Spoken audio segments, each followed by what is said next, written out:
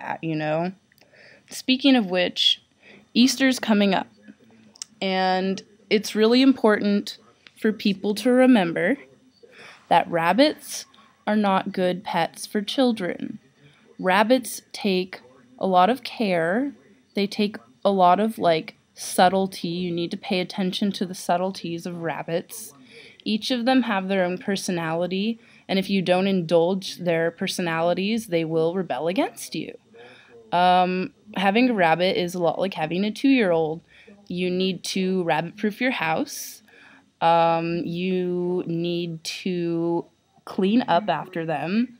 They do leave droppings sometimes outside of their litter box. However, they are inoffensive and dry up really quickly. Rabbits will act out if they feel like they're being, unfairly accused of something. Like, rabbits do not know that they've done something wrong after, a couple of seconds or, like, whatever. Like, unless you catch them in the act, they're not going to, it's like a dog. They're not going to know what they did wrong. And it's not fair to try to, like, punish a rabbit in the future, like, after they forget whatever they were doing. That, And, like, rabbits are very, very sensitive creatures, emotionally and physically.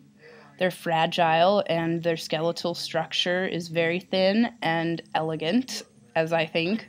But it is not a good skeletal structure to be handled by little kids, because little kids pick things up, they throw them, they bite things, they pull things, they tug things, and a rabbit can actually break its own spine by kicking. And it's just a really bad idea to put a rabbit and a young child together. That's not, like, unless your kid is extremely disciplined, some alien child from, like, Planet Xenu. No, but seriously, like, rabbits and kids don't mix very well unless it's a mature child or a very easygoing rabbit.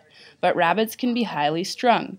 After all, they are prey animals, and their instinctual thing is to be hypervigilant, and they are flighty animals, and if they feel threatened or scared, they will either lash out or they will run away. And a lot of times they lash out because, for some reason, rabbits are very feisty little critters. And they don't necessarily even lash out in a severely injuring way, but they will lash out in a way that says, hey, that's not cool. And, like, if a rabbit's cornered, it's going to fight to the death, because rabbits they have attitude. And having a rabbit is actually a lot like having a cat. People have said that having a pet rabbit is basically, if you expect cats to behave a certain way, usually that's actually how rabbits behave. Cats also, I have found to be fairly similar to rabbits in their behaviors and stuff like that. Not so much dogs. I would not recommend putting a dog and a rabbit together. I've seen them get along, however, but a lot of times dogs don't know their own strength, and they could really severely injure a rabbit even if they're trying to play, but they also have that natural instinct to hunt. So do cats, so it's good to be careful, like, around some cats too. But yeah, the main thing that this just little video of whatever cuteness is about is, like, seriously, like, think before you get a pet rabbit. A pet rabbit is a lot of work. It's less work than a cat or a dog, but you still need to clean their cage at least every, like, couple of days.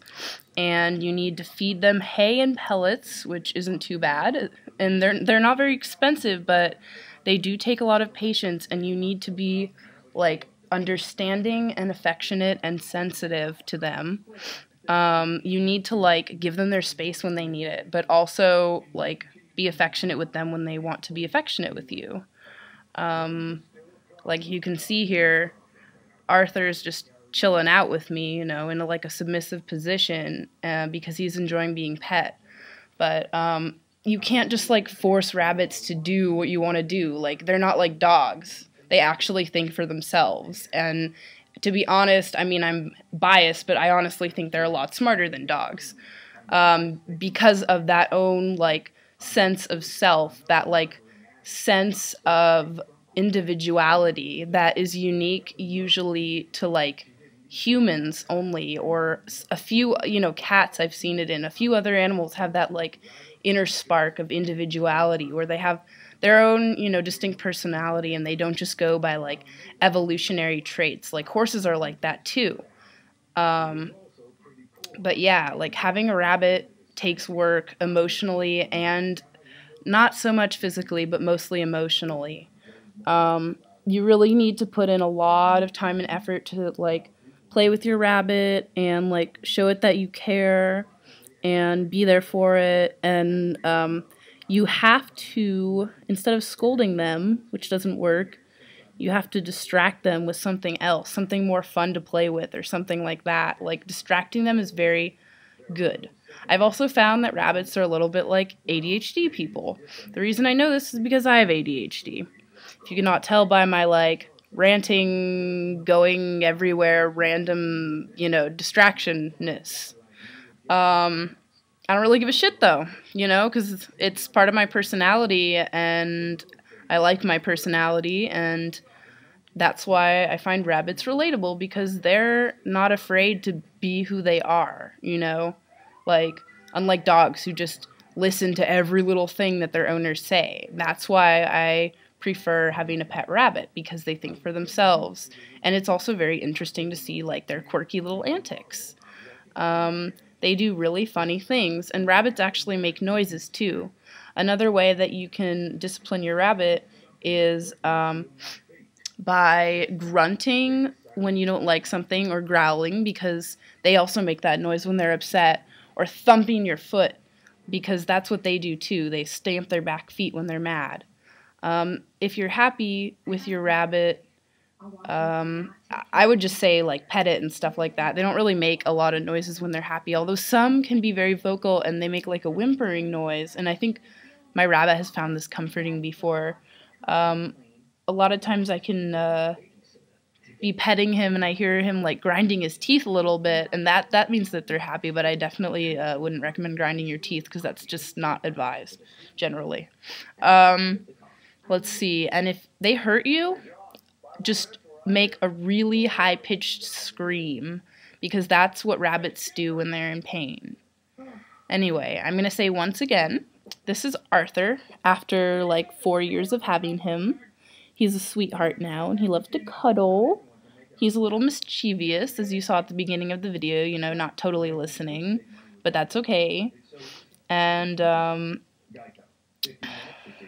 yeah, this is Arthur after loving care, and it just goes to show that if you put in a lot of effort, rabbits make great pets. But don't get your little kid a rabbit for Easter, because the little kid's not going to put in the amount of effort that you need in order to take care of a sensitive, highly intelligent, very intuitive animal. And that is my little spielio on rabbits. I hope you enjoyed it and didn't think like I'm crazy.